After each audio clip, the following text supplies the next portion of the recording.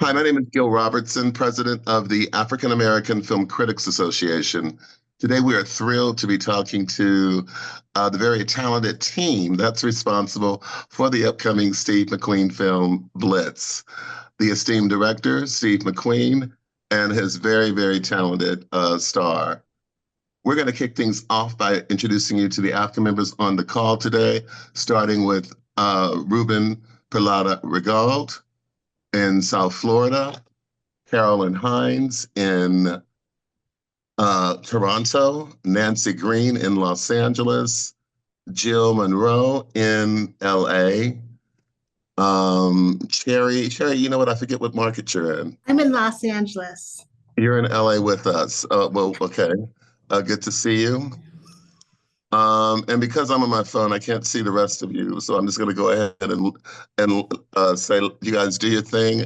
I will see you on Jill will see you on the other side after you finish what I'm sure is going to be a special conversation.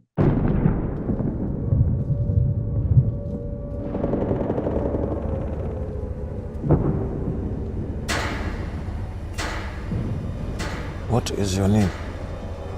George.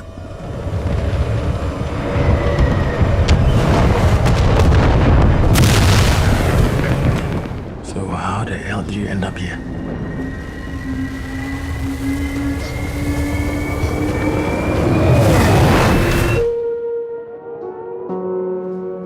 My mom sent me away. She did it to keep you safe. Your son did not arrive at his destination. You're responsible for his safety. Why can't you tell me? Where's my boy? This is for all the parents whose children have been evacuated, and for my boy, George.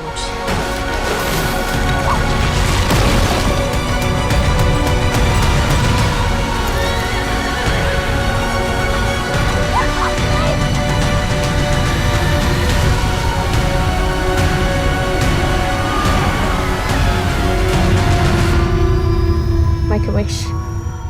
One wish?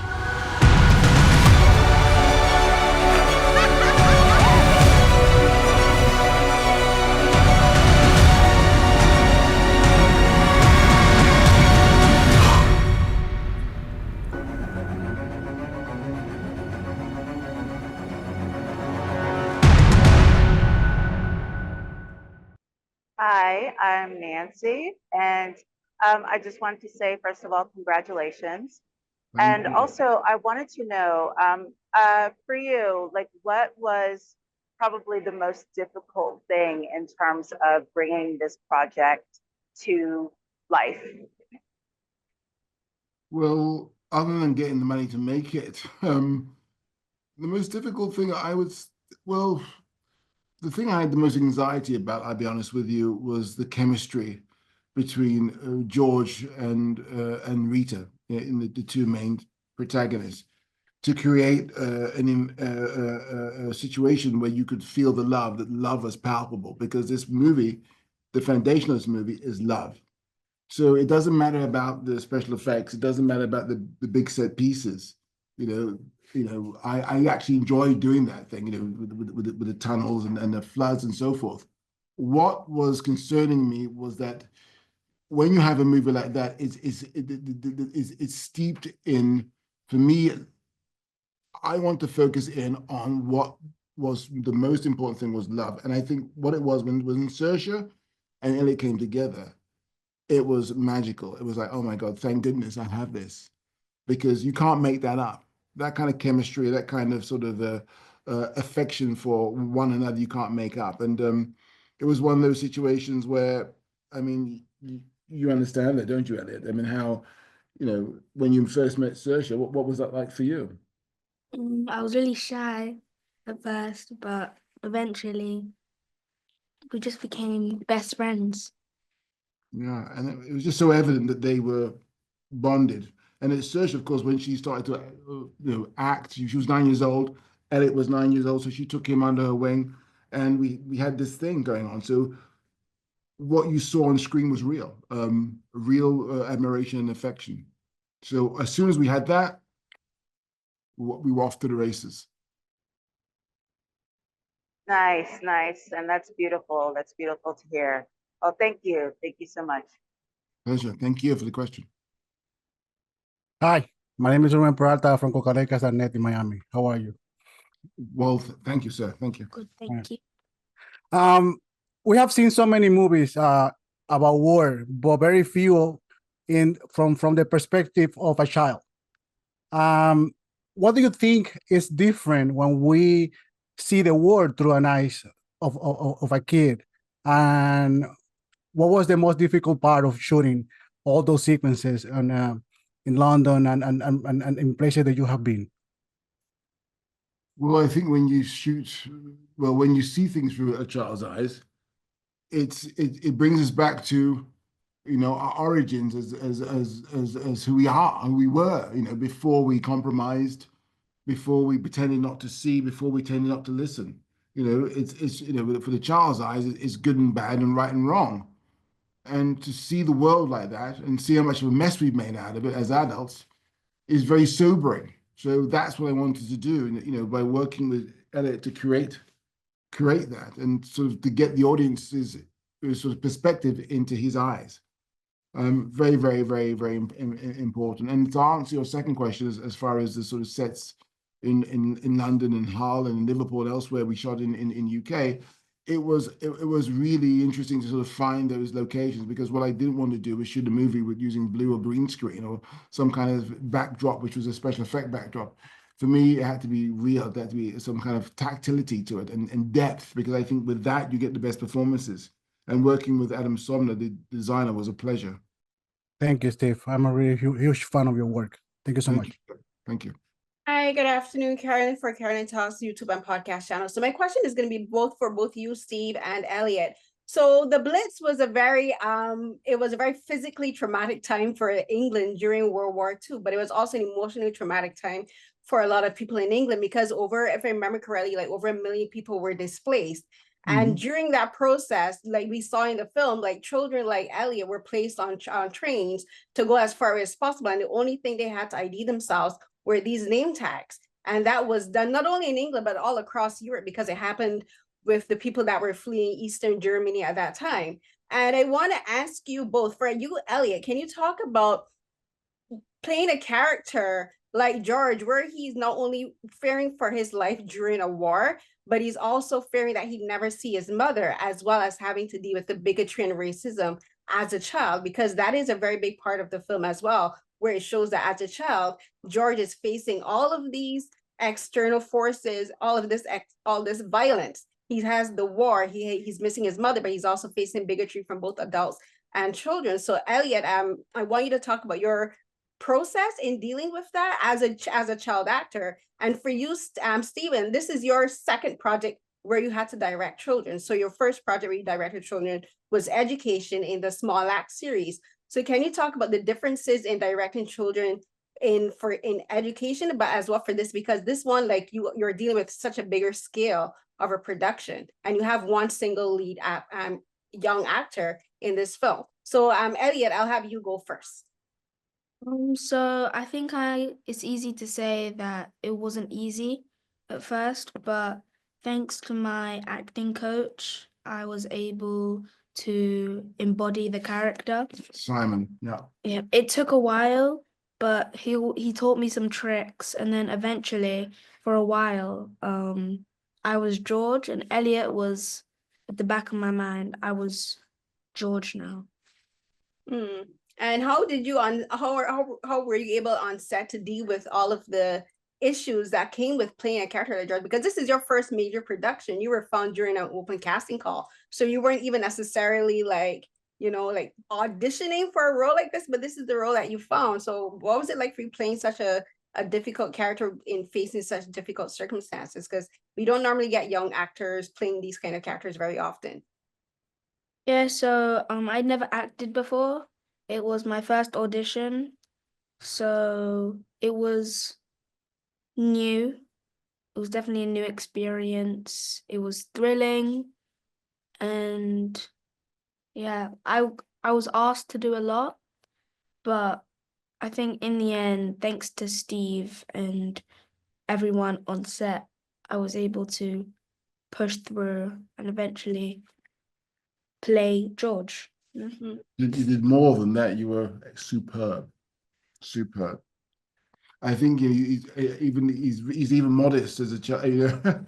But what Elliott did was nothing more than miraculous, because there's a stillness in this young gentleman, and with that the audience projects himself onto him. You become George, so you revert back to who you were, this innocence. And again, it's like seeing everything for the first time. It's like when you have a child and the child gives you a leaf, and you look at this leaf, but then you actually look at it again because you're looking at it through his or her eyes. And that's what we do. That's what George helps us to do, trying to find our way back from the madness that we have created, really. Great. Thank you so much. Thank you for your question. And you're from Barbados, no? I am. I'm from St. Michael. Yeah, I heard the accent. Yeah. Thank you. Hello, my name is Jeree with Jeree Reviews Media and the Real Chatter podcast. My question is for you, Mr. McQueen. As a Black filmmaker, you talked about wanting to tell stories that interest you and stories that have not been shown before, and you've been able to pave the way in that respect. But there's still a lot of room and growth in the industry. What advice would you have for someone wanting to come up and tell those different types of stories? Get on with it. Do it by hook or by crook. However you could do it, do it. Do not wait for tomorrow. Tomorrow is not yours. Do it now. Whatever you can do, whatever you have to do to make it, do it. There's no time other than now. Charlie Parker, now is the time. If you can do it, if you can't do it, then write it. Whatever you can do to do it. That's my advice. Get on with it. All right. In Thank you very way, much. shape, form you can. Yes. Thank you. Pleasure. Hi, my name's Cherry with Cherry Los Angeles. This question is for you, Steve and Elliott. I found the film delightful and very interesting, watching him navigate racism from the bubble of being with his mother and grandmother. How was that writing it? And how was that as a child encapsulating that? Me or you first? Go for it. You go for it. Yeah. So I was 8 when I auditioned and 9 when I was filming. So I didn't really have a big understanding of racism and war. But eventually I started to understand because I was playing a character. I was a character who experienced that through the entire film. So at first I didn't know what it was, but at the end of filming, I could understand that I just played a very important character. I think for me, writing it was one of those things. Again, as a Black child, as Elliott will unfortunately and has experienced racism. He's experienced it, often on camera. And what happens often with a Black child is that you start asking questions: who, how, why, and what. Your perception of the world accelerates because you've been questioned, you've been pointed out, you've been sort of you've been, how can I say, you've been called out. And in that process, you sort of start to see the world differently, but in a good way, because you have been sort of you have been sort of put in a position where you have to. And it's not a bad thing. It's one of those things which has to happen because the environment that we live in, and you can only be wiser. You can only be sort of sharper because of that. And then writing it is one of those things. It's like reverting back to my own childhood. So it was easy to write, but at the same time, it is what it is. It's one of those things. I imagine it's hard because you go back to a certain point where you are called a certain name for the first time, or you have to sort of grapple with a certain situation. And sometimes you got to, as George's grandfather says, all mouth and no trousers, and you have to deal with those people. That's who they are. That's what they are. Thank you, and I hope you feel well soon, Elliott. Yeah. Thank you. Hi, Jill Monroe, RSVP with Jill Monroe. Steve, as we see, Elliott is a dynamic young man, and this role is very complicated, as we discussed, and he came through an open call. What was it that you saw in him that you knew that he could not only handle the material, but be solid enough to give you the performance that you need? There was a stillness in him, you know. When I first saw the tape, it was like a tape of a group of people. And there was a stillness in him. So it's like you were fascinated to know what he was thinking. And at a certain point, you thought you knew what he was thinking. And if you didn't, you tried to turn your sort of attention to his face to find out what he was thinking. He had you. He had this sort of almost like silent movie star quality where your perception of him is a want. You know, you want to know what he's thinking. You want to you there's an empatheticness towards him, and that's a movie star quality. You know, I imagine he's interesting even when he's eating cornflakes. You know, that kind of way. Effortless. Thank you. Hi, Steve. Reggie Ponder, the real critic out of Chicago. Hi, Reggie. And how are you? I'm doing good, and thank you for joining us. I appreciate it. It's when you were writing this. Firstly, I'll say this: I was stuck on the journey that George was going through. I just wanted to see what was going to happen to mother and son. But when you were writing this, you had so many what I want to call racial landmines in the piece that. But you managed to make me still just want to see the story, see them get together. Can you talk about how you navigated that as a writer? Well, we do it every day, mate, don't we? That's how we get, you know, we do it every day. How we got to this situation, me sitting on this chair today, you sort of interviewing me, that's what we have to navigate every day. So for a young child, it's no different in 1940. And therefore, you know, it's one of those things that, you know, there's a burden on him because unfortunately it's a discovery for him. And, you know, by the time he meets Ife, this beautiful man, beautiful black man of authority, you know, he gets to understanding of actually what's being said is not correct. What's being said is a situation where he can judge it for what it is, you know, hate. And through Ife, he could see love and he could see pride in himself. So it's a situation where we find ourselves every day. We might be in the same team, but we're always fighting each other. You know what I mean? So that's what it was. I mean, you know, we're fighting our enemy, the Nazis, but at the same time, we're fighting ourselves, not just through not just through racial abuse, but through sexual abuse in the sense of sexism.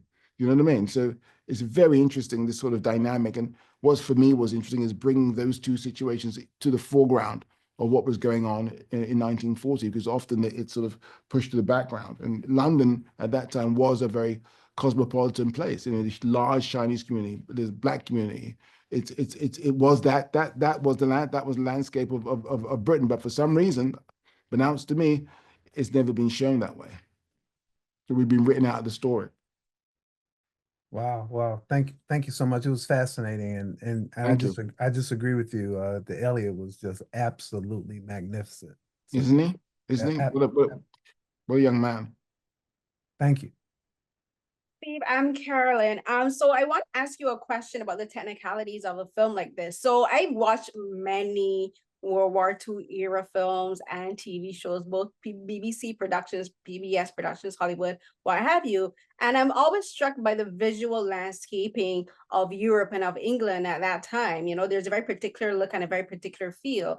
And a lot of it has to do with the smog and like, as well as the clothing, the color of the clothing. I want to ask you about your background as a painter, because you started out as a painter, as a visual artist, and then you transferred into filmmaking. I want to ask you about building the visual landscape of this film, especially with your production designer, Adam Stockhausen, who you worked with before on 12 Years a Slave, you know, Small Axe and your other projects, as well as the new cinematographer is Yannick Lasso, who I believe this is the first time you've worked with him, and the sound landscape with Hans Zimmer. Can you just talk about building the visual and the soundscape of this film? Because you have a very particular eye. Like, honestly, like Widows, the cinematography in Widows is amazing.